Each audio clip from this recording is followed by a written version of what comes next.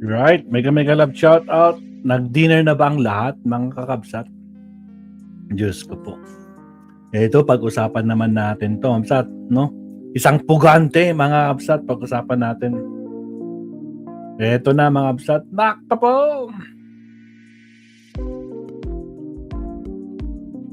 Nak po, pugante Roque, umamin na denied ang kanyang asylum kaya no choice na siya para ipapadeport na siya sa Pinas. Diyos ko po, Rudy, good news yan, no? Kaya problemado ngayon si Harry Roque, mapsat, no? Kung ano naman ang mga papansin niya sa social media. Diyos ko, Lord Rudy. O siya, pakinggan natin ang binartagol ni Vodcaster, mga kakapsat. Okay, pakinggan natin si Vodcaster. Wala nang paligoy-ligoy pa. Vodcaster, pasok.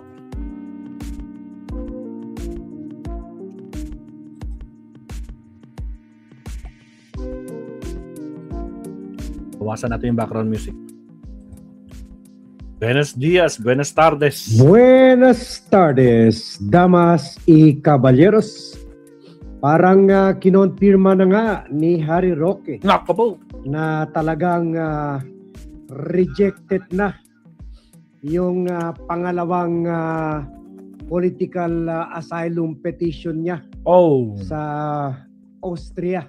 agoy, Una paktay. dito, na-kick out na rin siya ng the Netherlands na dininay rin yung petition for asylum niya. Kaya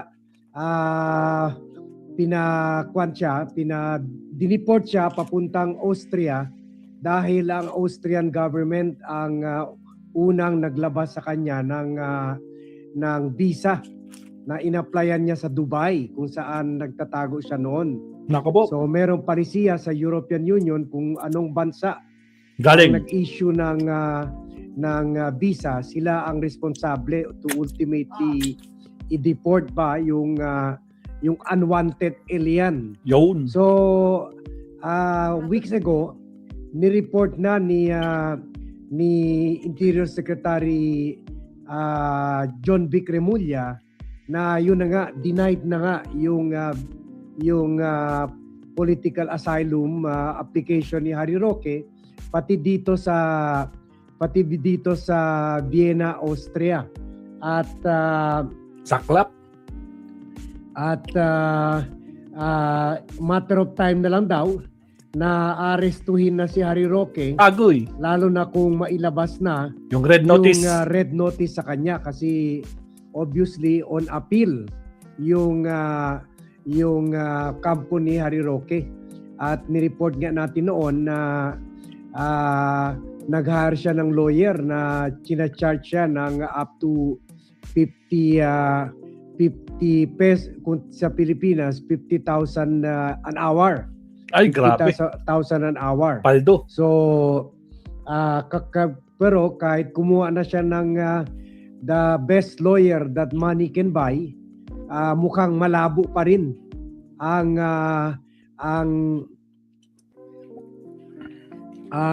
hiningi niyang or pinail niyang motion or petition for reconsideration or appeal.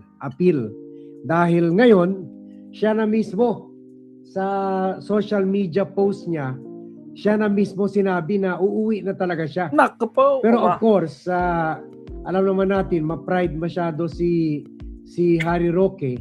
Hindi niya sasabihin na na-kick out na rin siya ng Austria.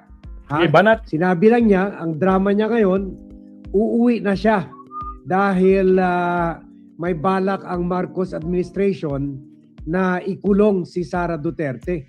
Pero alam naman natin, kaya nga pinagtsatsagaan yung local officials para i-charge at i-trial si Sara Duterte sa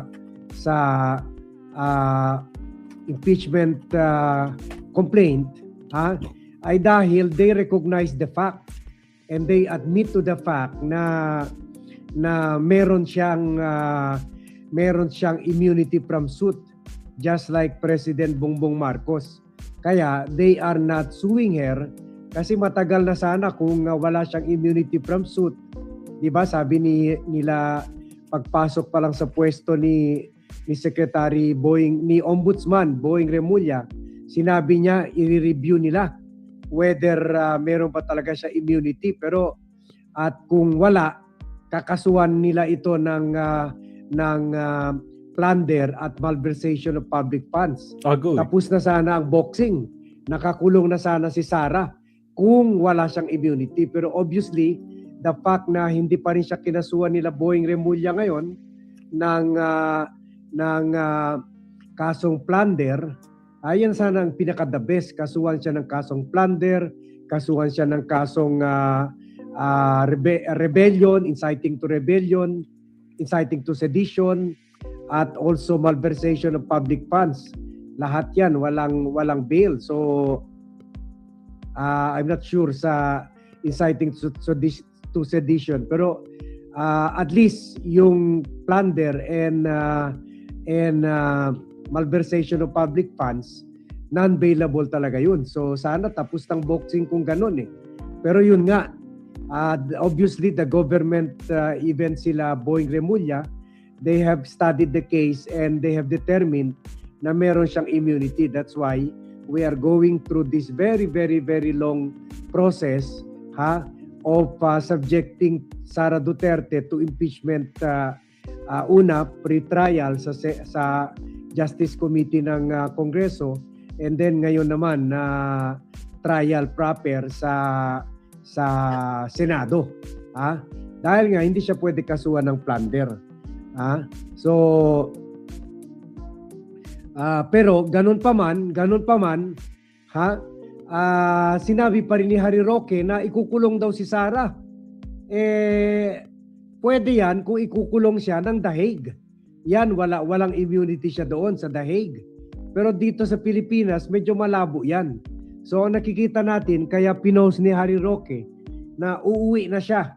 Pero ginagamit niya dahilan yung pagkulong ni Sara Duterte daw. Although sinabi naman natin, malabo yan kasi mukhang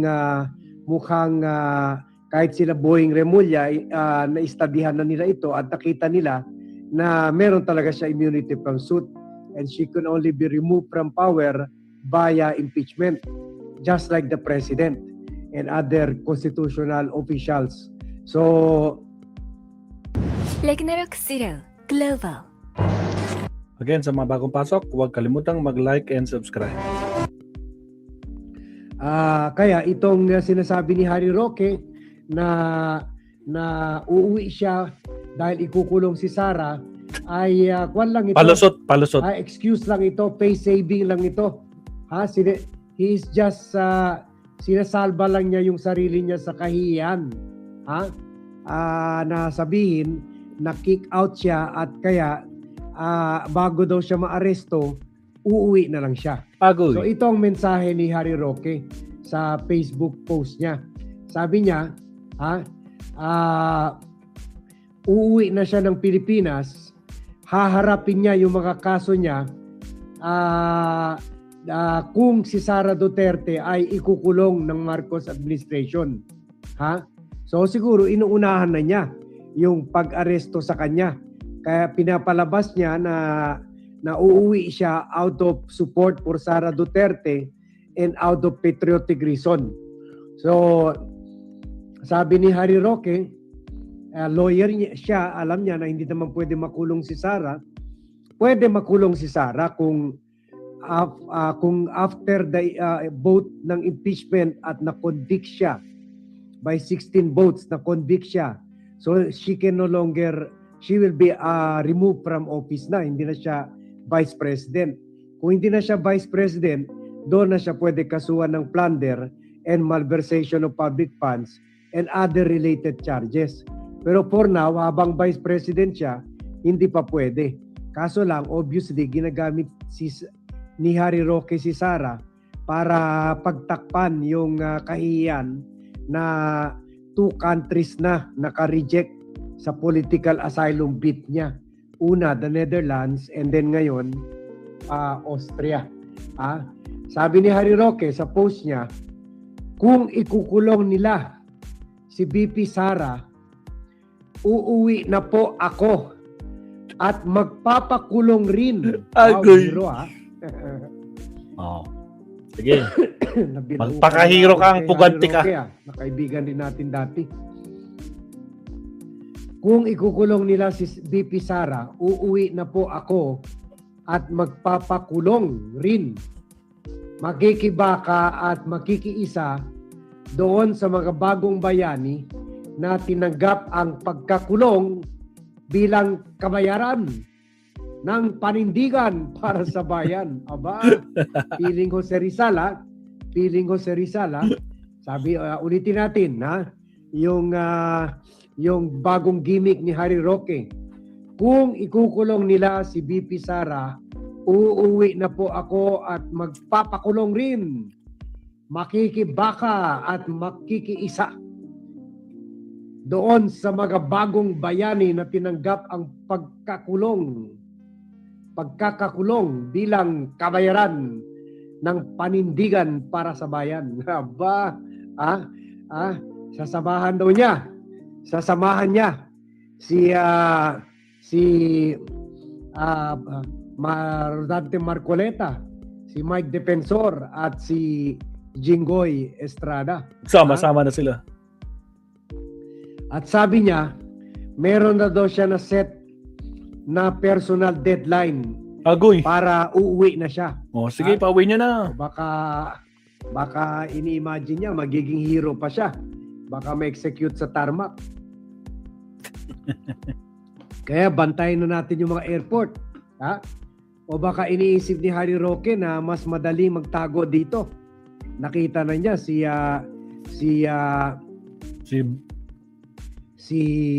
Bato de la Rosa hanggang ngayon di pa naaresto nila PNP Ilocana, shout out. Nartates at nila John Vic Remulla.